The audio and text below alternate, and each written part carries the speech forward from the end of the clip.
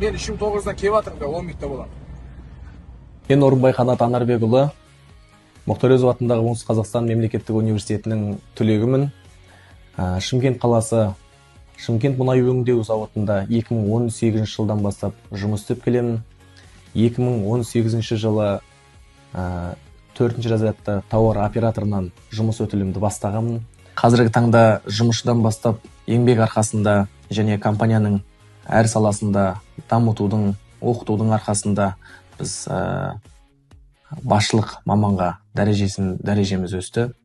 Қазіргі жұмысым жайлы айтсам, завод бойынша 18.500 метр өртке қарсы су құбырлары және өрт су қоймалары, автоматты өрт сөндіру станциялары бар. Сондықтан сол барлық станцияларымызға және өртке қарсы су құбырларына мен жауаптымын.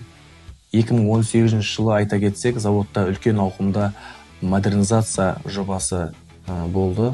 Қазіргі таңда барлық автоматты өрт сөндіру станциялары заманға сай, жаңа технологияда.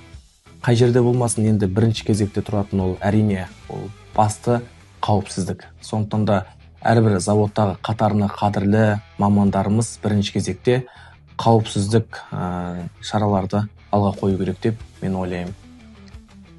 Жас мамандарға айтарымыз, болашақ әрине өздеріңіздің қолдарыңызда. Әрбір саланың өзіндік маманы болады. Тәртіпке бағынған құл болмас деп Бауыржан атамыз айтқандай, темірдей тәртіп болса, әрбір істі сүйе білсең, бар ынта-шынтаңды сала білсең, өзіңе деген сенімділікті көрсете білсең, сонда ғана ол қашанда оң нәтижесін береді.